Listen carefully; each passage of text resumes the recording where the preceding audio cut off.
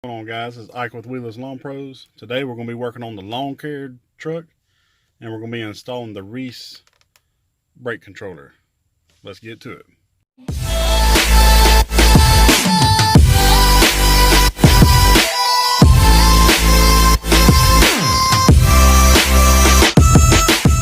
Alright, so the reason I need a brake controller on my truck, as you guys know, I pull a tandem axle trailer with trailer brakes, and I also got this big behemoth right here that I pull. And my old truck had the trailer brakes on it, but I gotta get the trailer brakes installed on my new truck that I got last year. First things first, guys, if you're 6'2", 300 pounds like me, you're gonna have fun squeezing yourself into this tiny little spot right here to seat up under the dash. It's gonna be quite interesting. A lot of contortion going on. Our brake controller is the Reese Tow Power. The part number is 850-8211. Also need the adapter. This is for a 2012 Chevy Silverado. This is the adapter that we got to wire into the factory wiring harness. Helpful tip: put your towel down. That way your knees will thank you later. I'm getting down in here looking for the wiring harness, and it's actually pretty easy. It's right there. Right here where the light's shining, it's right there, bundled up right there. We just have to pull that out, and then we can start it. See how that's just tucked up in there like that? Let's pull these down. As you can see from the factory, these are straight cut off. So you'll have to do what I call field dressing, which is where you use your wire strippers, strip the coating off, and get them ready to go. Alright, so let's do that. I want to point something out to you guys. On the controller, you got 4 wires. Factory harness, you have 5 wires. The orange wire right here, you can go ahead and leave this orange wire to the side, because this orange wire is for your 3rd brake light. So you do not need this orange wire. You do not need that. So just leave that to the side.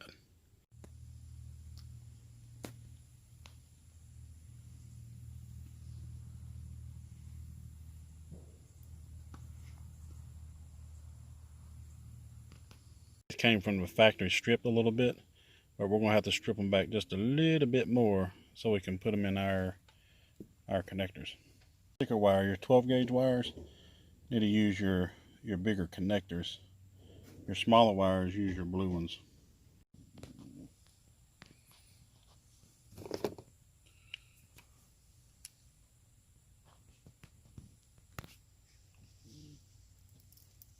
Do the wrong thing there for a second. Alright, so to hook the wires together, we're going to be hooking the blue wire to the blue wire, just like so.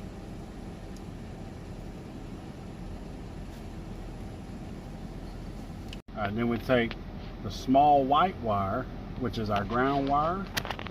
We're going to hook it to the other white wire.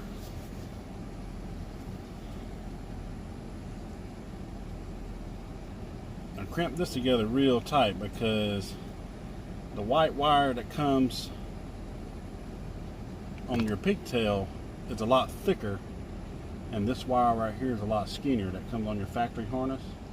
So make sure you crimp these together real tight, nice and tight. But your white wire connects to your white wire, that's your ground wire. Alright, so you're going to see a blue and white wire twisted together kind of like a candy cane. The blue and white wire, that's going to connect to your red wire.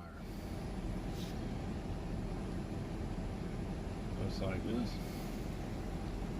A lot of people think red connects to red. That is not the case. Alright, crimp these together real tight, because like I said, there's a difference in the wire size. This white and blue wire is a lot skinnier than your red one on this side.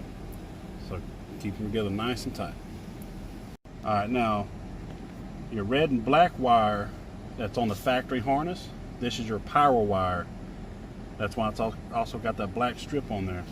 Your black wire, that's your power wire.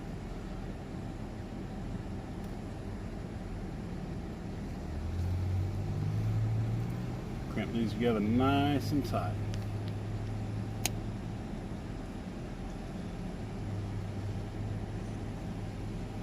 Alright, and that's it. That's how they go together.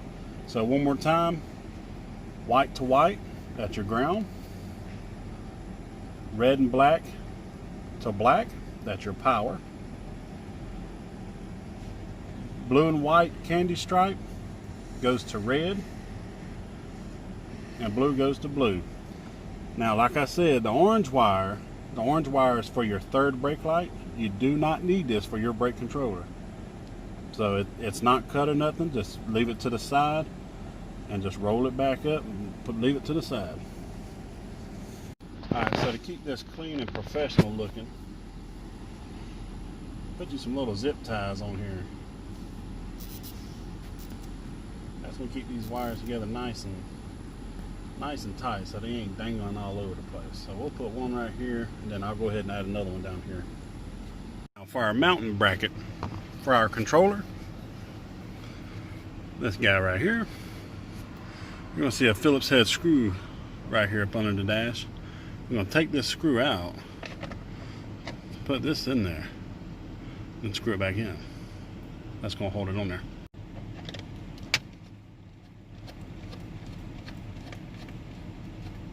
What I did here is I slid that bracket back behind this little piece.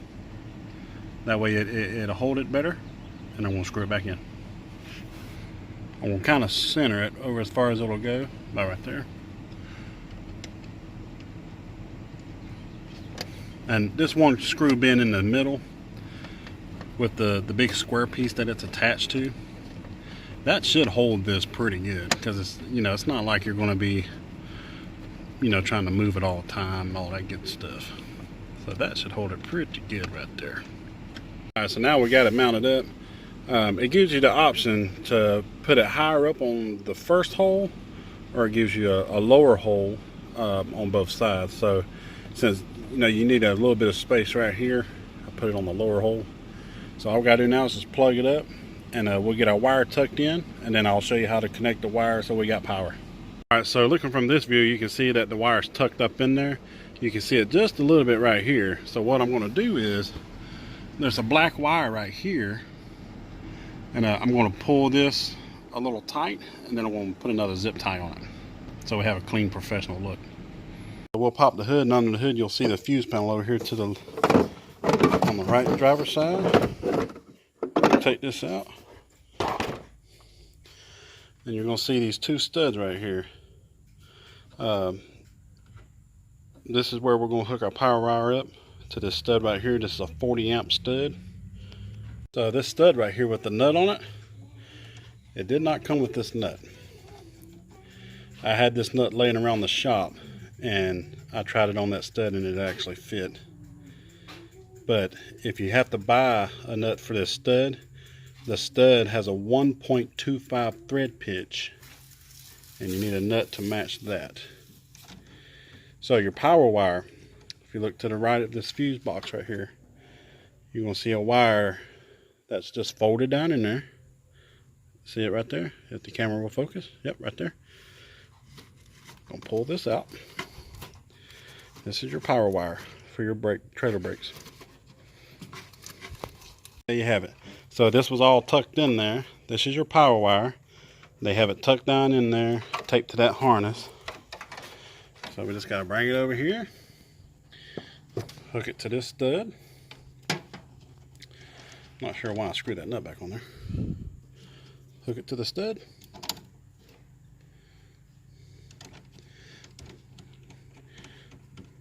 Now this nut right here, it doesn't have to be super tight. Just get it nice and hand tight, nice and snug. Just get it good and snug. And all this is pretty hot because I've had the truck running using the AC. But that's it. Connect your power wire right here to your 40 amp stud, and you're good to go. Alright, so now that it's connected, you'll see the two red dots lit up. That means it's got power. If you push this over, it'll say NC. NC, which means no connection, which is correct. It should say NC because it's not hooked to nothing. Alright. What I did was I come up here to the barn and I hooked up the power cord to the trailer. Alright.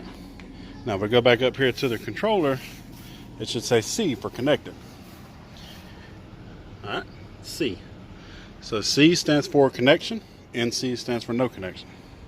That's it, guys. I appreciate you watching my videos as always. If you would, give it a thumbs up, like and subscribe to my channel, and as always, appreciate it. Thanks, guys.